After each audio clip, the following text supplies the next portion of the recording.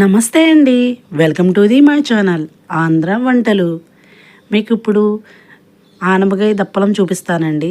ఆనపకాయ దప్పలం మనం వేసవి కాలంలో బాగా ఎక్కువగా వండుకునే ఒక వంటకం ఇది. మనకి చలవ చేస్తుంది.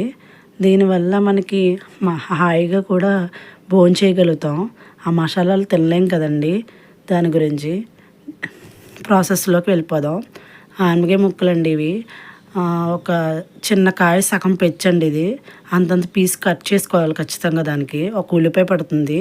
ఒక 4, 5 పచ్చిమిరపకాయలు మీకు కారం బట్టి వేసుకోండి. నేనైతే 5 వేసాను. చూస్తున్నారు కదా! ఇవి శుభ్రంగా కడిగేసి ఒక మంచి దాకలోకి తీసుకుంటున్నానండి నేనైతే. అన్నీ ముక్కలు వేసాను.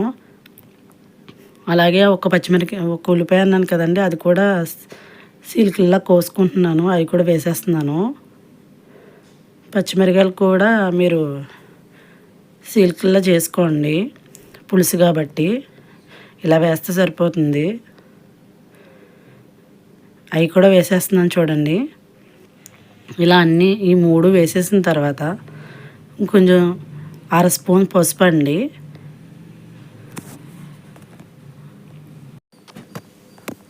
ఒక స్పూను కారం కూడా వేసుకుంటున్నానండి నేను. మీకు తగినంత వేసుకోండి. అలాగే ఒక స్పూన్ ఉప్పు వేస్తున్నానండి. ఇంకా పడుతుంది, మనం మరిగేటప్పుడు చూసి వేసుకుందాం. ఒక గ్లాస్ వాటర్ వేస్తున్నానండి. ప్రస్తుతానికి ముక్కలు కొంచెం సగం వరకు మగ్గాలి, అదే ఉడకాలి. పొయ్యి మీద పెట్టేస్తున్నానండి.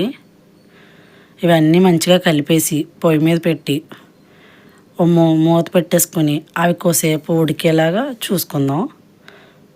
అవి ఉడికేలోగా చింతపండు నానబెట్టుకుందామండి.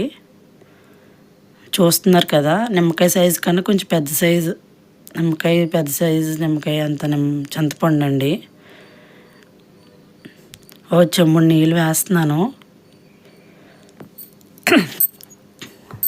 ఆల్రెడీ అక్కడ ఒక 1 గ్లాస్ వేసాను కదండి. ఇక్కడ ఒక చెంబుడు నీళ్ళు అంటే ఒక 4 గ్లాసులు. ఇవి బాగా పల్ప్ తీసుకుని ఉంచుకుందాం, పక్కన పెట్టేయండి. ఇప్పుడు మనం ముక్కలు ఉడికేలేదో చూసుకుందామండి. ఇంకా ఉడుకుతున్నాయండి. ఇప్పుడు ఒక గిన్నెలోకి బియ్యం పిండి ఒక 3 స్పూన్లు తీసుకుంటున్నానండి. దీంట్లో కొంచెం వాటర్ వేసి కలిపి పక్కన పెట్టుకుందాం. ఇది కూరలో ఎప్పుడు వేయాలో చెప్తాను. ఇది వేస్తే కొంచెం చిక్కదనం వస్తుంది, కర్రీ బాగుంటుంది కూడా టేస్ట్. ఒక 3 స్పూన్లు సరిపోతుంది నేను చేసే క్వాంటిటీకి. ఉడికిపోయినాయండి. చూస్తున్నారు కదా, చూడండి, కావాలితే ముక్క ఉడికిపోయింది. సగం ఉడికితే సరిపోద్దండి. పులుసు వేసాక మిగతాది ఉడకాలి కదా. మొత్తం ఇక్కడ ఉడికించేసుకున్నారంటే కర్రీ ఇబ్బంది అయిపోద్ది. చింతపండు పులుసు తీసి ఉంచుకున్నాం కదండి, అది వేసేస్తున్నాను చూడండి. నేను ఫుల్గా వేసాను, నాకు అలా సరిపోతుంది. ఒకసారి మంచిగా ఇంకో గ్లాస్ వేసి మళ్ళీ కొంచెం పలుపు ఉంటే వేసేస్తున్నానండి. మొత్తం నాకు అన్నీ కలిపి ఒక 6 గ్లాసులు వాటర్ అయితే పట్టిందండి ఈ క్వాంటిటీకి. అదిగోండి, ఉప్పు మళ్ళీ ఇంకొక స్పూన్ వేసాను. ఒకసారి మంచిగా కలిపేసుకొని పులుసుని మనం మరగనిద్దాం.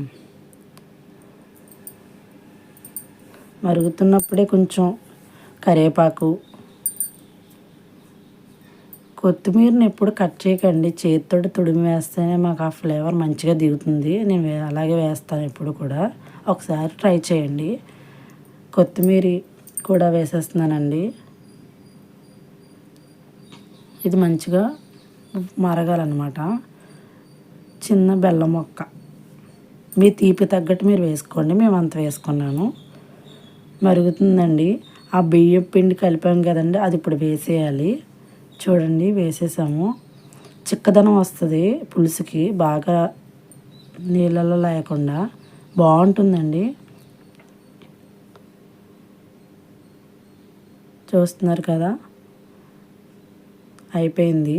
ఇంకా తాలింపు పెట్టేసుకుందామండి. తాలింపు దినుసులు, ఎల్లుల్లిపాయలు, ఎండుమిరపకాయలు, పచ్చెనపప్పు, మినప్పప్పు, ఆవాలు, జీలకర్ర, కరివేపాకు. కొంచెం ఆయిల్ వేసుకున్నానండి.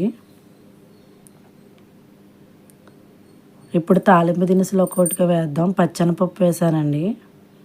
ఇవి మంచిగా వేగాలి. ఒకసారి వేగనిద్దాం.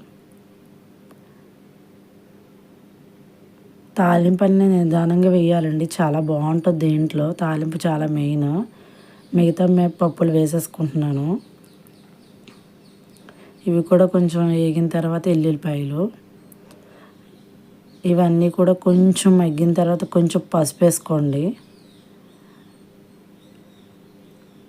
ఇప్పుడు ఎండుమిరపకాయలు, కరివేపాకు కూడా వేసేస్తానండి. ఇవి లాస్ట్లో వేసుకుంటేనే కరెక్ట్గా వేగుతాయి, లేకపోతే మాడిపోతాయండి. తాలింపు అనేది బాగోదు. ఇలా వేసి చూడండి ఒకసారి. తాలింపు చాలా బాగుంటుంది. తాలింపు అనేది బాగా వేగాలండి. అప్పుడే దీనికి బాగుంటుంది. నా దగ్గర లేదు. మీరు కొంచెం ఇంగువ కూడా వేసుకోండి. చాలా అంటే చాలా బాగుంటుంది.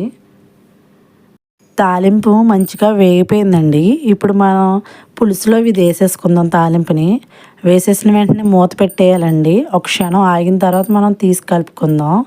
ఎందుకంటే ఆ స్మెల్ అనేది పోకూడదు. చాలా బాగుంటుంది. ఒకసారి మీరు ఎప్పుడు చేయకపోతే ట్రై చేయండి. ఆనపకాయ దప్పలం అయిపోయిందండి.